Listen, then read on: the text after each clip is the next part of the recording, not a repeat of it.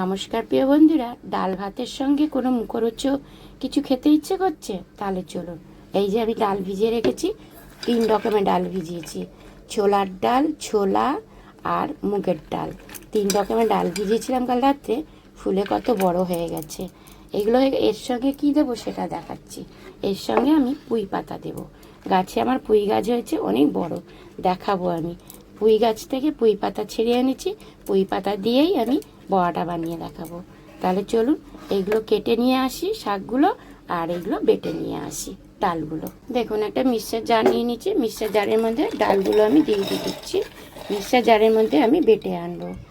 আর দিচ্ছি কয়েকটা আদা কুচি, আর লঙ্কা কুচি দিচ্ছি 3টে, নারকেল কুচি দিয়ে আমি পেস্ট করে আনছি। দেখুন ডাল বেটে এনেছি, এই দেখুন। বেশি মিহিন করিনি, কারণ গোটা গোটা একটু খোঁচা খোঁচা রেখেছি, নাহলে কিন্তু খেতে ভালো লাগবে না, এই জন্য।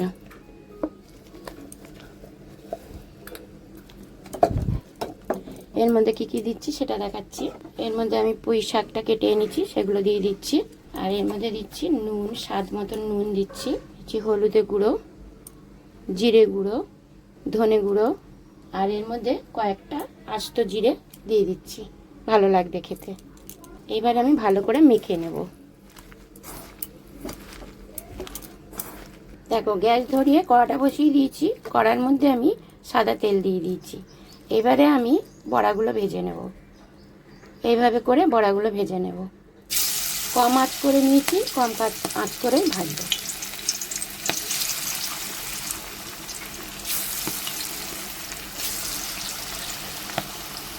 একদিকে ভাজা হয়ে গেছে, আমি উল্টে দিচ্ছি। এই যে এইভাবে করে উল্টে দেবো। এই ভাজাটা খেতে খুব ভালো লাগে জানেন, গরম ভাতে। একদম গরম গরম ডাল হবে, ভাত হবে, ব্যাস আর কিছু লাগবে না গরম ভাতে। কম আঁচ করেই ভাজবো, কারণ হচ্ছে নাহলে পুড়ে যাবে, ভেতরে কাঁচা থাকবে। দেখো, পুঁই শাকের বড়া কি সুন্দর লাল হয়ে গেছে, কি সুন্দর কালার হয়েছে। দেখো, আমি তুলে নিচ্ছি এভাবে। আমি এখানে ডাল বাটা দিয়েছি। আপনারা চাইলে ইয়েও দিতে পারবেন, ময়দা দিতে পারবেন, বেসন দিতে পারবেন, চালের গুঁড়োও দিতে পারবেন। আমি চালের গুঁড়ো দিইনি, আমি কিছুই দিইনি, শুধু ডাল বাটায় দিয়েই করছি। খেতেও কিন্তু খুব ভালো হয়, মচমচেও হবে।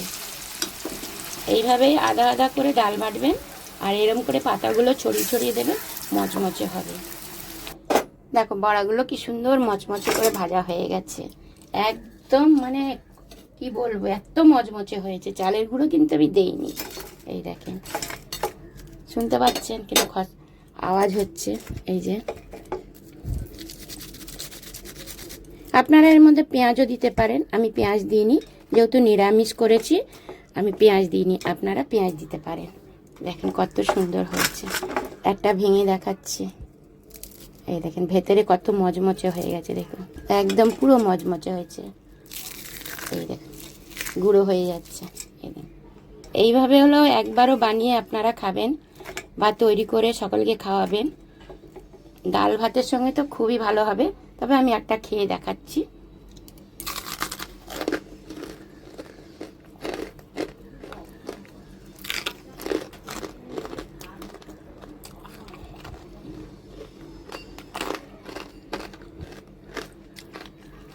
কতটা মচমচে হয়েছে দেখুন, আপনারাও শুনতে পাচ্ছেন মচমচে হয়েছে কত। এখানে এই রেসিপিটা শেষ করছি। আবার আসবো কোনো একটা নতুন রেসিপি নিয়ে।